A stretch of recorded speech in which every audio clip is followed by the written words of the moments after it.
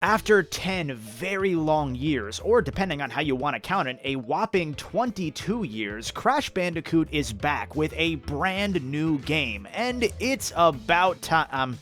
I'm not going to make that joke, it's already been played out. The game is titled Crash 4, It's About Time, taking the bold leap and declaring that this isn't just another Crash game, it's the Crash game that fans have been waiting for since Crash 3 back on the PlayStation 1. Now, whether Crash 4 is deserving of that number 4, I can't tell you, at least not from the perspective of a Crash diehard, because I'm not one.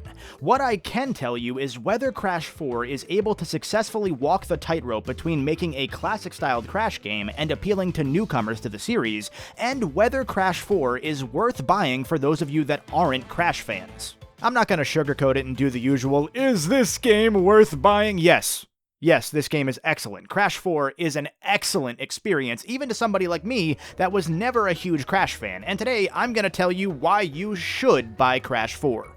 I do have to make two quick disclosures before I begin. One, review copy provided by Activision, and two, I have a friend who worked in QA on this game. Neither of these will affect my thoughts, of course. I would tell him to his face if I thought the game was trash, and I've called Activision actual trash. Like, you can find it here on this channel in my video tearing into CTR Nitro-Fuel's predatory online practices, a game in this series for which they also sent me a press copy, but if you want to find a reason to complain, there you go nuts. To quickly overview my experience with the Bandicoot, I've played most of Crash 1, both on the original version and the Insane Remake, and I've played more than my fair share of CTR, again, both the original and Nitro-Fueled. That's it. I never got hooked into Crash, so I didn't seek out 2 or 3 when I was younger, and even when I came back to the series on PS4, it still didn't click with me. Crash 4's additions to the basic Crash Bandicoot formula, its innovations, and its modernizations very quickly sucked me in, as in, I beat this game in 2 sittings in the past 12 hours or so, passed up sleep to keep playing, and I'm already itching to go back for more. For those of you that may not know a single thing about Crash, I've always described this series as Donkey Kong Country, but in 3D. You'll be running through challenging platforming hallways, destroying crates, collecting Wumpa Fruit, and attacking or avoiding enemies and deadly hazards. Just like with DKC, you've got to be pretty tuned into your controls in this series, because one bad jump, 1 inch too close to a hazard, or 1 moment of hesitation, and you're likely dead. Crash 4 doesn't change that one bit. I can't say that my experiences were particularly easier than my time with Crash 1, controls aside of course. That is to say, this game is going to kick your ass the first time you go through a level. But the thing about Crash 4, at least for me, is that I welcomed this challenge rather than being frustrated and put off by it. Part of that is certainly thanks to the new, modern difficulty setting, which removes Crash's lives counter and lets you retry endlessly from checkpoints. This allows you to really take your time and focus on some of these platforming challenges, learning from every mistake and every death, and it also allows some of the later levels to really lean into some extremely punishing difficulty. If you're a Crash purist, there's still a retro difficulty that retains that lives counter, but for those later levels especially, I don't think I'd recommend it, and the game even suggests modern from the start anyway.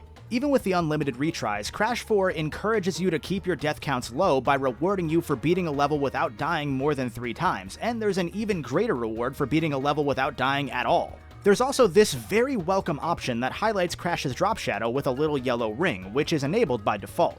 Some might scoff at this idea of an extra tool to help players out, but even as somebody that adores platformers and platforming challenges, I welcomed this addition. When you're relying on Twitch reactions and muscle memory on ever more challenging levels, you don't even have a spare moment to double check the weak drop shadow, especially with the franchise's sometimes odd camera angles. Plus, I had a couple times where the drop shadow would bug out a little bit and just wouldn't show up at all or would show up in the wrong spot, so I just recommend leaving this on for your own sake. Another personal issue I had with the original trilogy, both from playing Crash 1 and observing the ones that I didn't play, is that the behind-the-back hallway structure of most Crash levels never really worked for me. It always felt a bit too limiting as somebody who adored the wide, sprawling design of contemporaries like Mario 64 and Spyro the Dragon. Vehicle levels and riding levels and other gimmicks can only go so far to add spice to that formula. Instead, developer Toys for Bob widened the scope of these levels, adding just enough extra legroom at times to keep the traditional classic hallway sections from getting stale, and it introduces 4 new abilities granted at specific points in specific levels. These 4 quantum masks allow you to slow down time so you can jump across rapidly moving platforms, invert gravity, float across massive gaps with a powered-up spin attack, and phase between 2 parallel dimensions on the fly. These masks are more often than not introduced in really interesting, if not entirely novel ways. I got a ton of deja vu to Mario Galaxy's 2D gravity sections at some points, and at others the level design reminded me of the stellar musical levels in the most recent Rayman games. These flashbulb memories only enhanced my opinion of Crash 4 because while these sections may not have been wholly original, they stood up favorably to those memories, and that's incredibly hard to do. The masks almost never overstay their welcome either. Rather than dedicating entire levels to one single gimmick and risking the level sinking underneath that limited potential, or if players just don't like that gimmick, every power-up is used to the fullest potential whenever possible, and it keeps everything fresh and exciting. And speaking of those gimmicks, although the game is called It's About Time, Crash 4 really doesn't do much with time travel for most of the journey, honestly, thankfully. Instead, it tends to play with interdimensional hopping and multiverses. This game takes place at some point after Crash 3, but before all of the subsequent Crash platformers, essentially retconning all of those games out of existence, and from my understanding, that's not a huge loss, and Crash 4 makes a handful of fun nods to those now non-canon, maybe canon, probably not canon games. Thanks to our villains Dr. Cortex and Entropy opening rifts in the multiverse, Crash and his sister Coco will travel through different time periods from different dimensions and fight the Bandicoot's rogue gallery of villains. Most of these villains don't really matter at all. They show up as early bosses and then get completely dropped, and honestly, that's fine. I didn't know who most of them were anyway, and Crash 4 doesn't really care to explain the lore that I also don't care about, so that works for me. Instead, the game is happy to let its humor stand out rather than worry about the story, and that humor clicked really well for me more often than not. The dimensional jumps between time periods and areas tend to be mostly an excuse for Crash 4's wide array of locales, and I am all for it. In just this one game, we jump from the usual Crash Bandicoot beaches and jungles to a prehistoric volcano filled with dinosaurs, to a futuristic city, to a whole swamp area that's, I think, in Australia, but also New Orleans. It's really weird and I love it, to a feudal Japan filled with dragons. No level theme overstays its welcome, and in some cases, I wish I had more levels in each of these areas. That said, some levels themselves do overstay their welcome a bit, as Crash 4 is full of what I can only assume are the longest levels of the main series. Some of them are going to feel a lot longer than others the first go around, since you're probably going to die a dozen or so times, but even when you're hitting a groove, levels tend to jump between 2 or 3 different motifs, say regular Crash gameplay, a vehicle or grind rail section, and a bunch of quantum mask sections between the two. With how long these levels seem to get, I'd have appreciated some pacebreaker levels sprinkled into the main story. It's kind of hard to get excited about the fast-paced animal riding sections if I have to do it 2 to 3 times midway through a level. Especially when you're going for full completion, I can't help but think that some of these levels will really start to drag. Now that said, there is a unique pacebreaker option in Crash 4 outside of the main story path, and actually, there are a few. It's About Time is packed full of an almost overwhelming amount of content, featuring about 40 levels in total counting boss fights, a couple dozen bonus 2D challenge levels, 3 new playable characters, and an inverted challenge version of every single main level, meaning that there's 40 more levels. Let's quickly break that down. Hidden in many levels are flashback VHS tapes, which you can only collect after filling certain criteria in the level. These 21 flashback levels show us Crash's early days of captivity before Crash 1 takes place, as he was forced by Dr. Cortex to jump across bottomless pits. These are mostly 2.5D affairs like the bonus areas in the regular levels, and they force you to think about where you're jumping, what order you're landing on and destroying the crates above those bottomless pits. It's essentially a puzzle mixed with this game's pinpoint platforming. I wouldn't call all of these super fun, but it's always satisfying to get a perfect clear.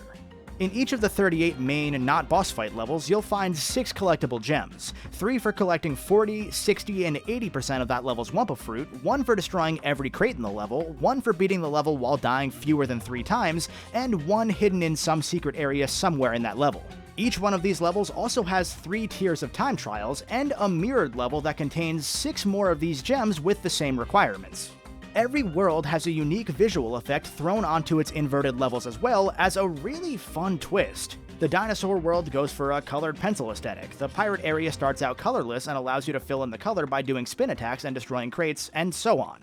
This is probably my favorite version of the mirrored level trope that I've seen, if not ever, then certainly in a very long time. I found myself going out of my way to try these levels again just to see them in a new light.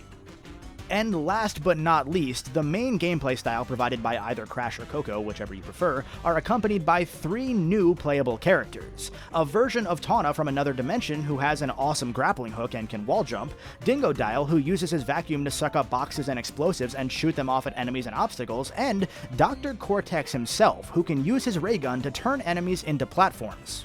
Cortex's levels are okay at best. That's where the game kind of starts to teeter a bit. His platforming never really feels that good, the levels are mostly on the simpler side, and it just feels like it was added in for the sake of adding something new.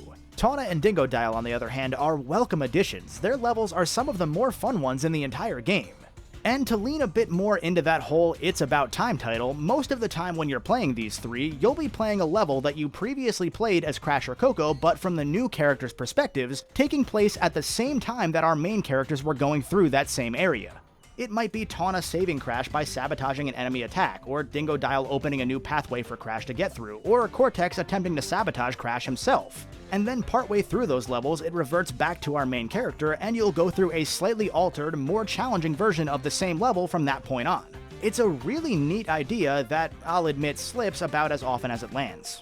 If these alternate levels were thrown into the main story path a bit more organically, it would work so much better, but what usually ends up happening is either they unlock the other side of a level immediately and you won't want to play the same level again right away, or it'll unlock a level from 3 worlds ago that you don't feel like going back to just yet. It's an awesome gimmick that probably would have worked better if there were just more dedicated levels for the side characters rather than mostly making their levels half retreads. I wanted to see more of Dingodile and Tawna, but we really don't get too much of them in a dedicated way. There is so much packed into a game that I thought might struggle to justify the $60 price tag, and I'm glad that concern was wrong. It's to the point that 8.5 hours in, after beating the game, I wasn't even at 40% completion. And yes, while completion is going to get a bit repetitive, requiring you to beat each level at least 3 to 4 times, the satisfaction of feeling yourself grow as a player, seeing firsthand the evolution of your skill at the game, is going to offset most, although not all, of your frustration. There are a few levels I'm gonna dread going back to for the challenges, and I frankly don't think I'm ever gonna go for every platinum medal in the time trials, because that's just insane. But I'm definitely gonna go back bit by bit to play the inverted ones and go for most of the gems. And on top of all of this, you'll unlock costumes for Coco and Crash by getting a certain number of gems between each level's normal and inverted mode. It's not much, but it's a really nice bonus on top of everything else this game has to offer.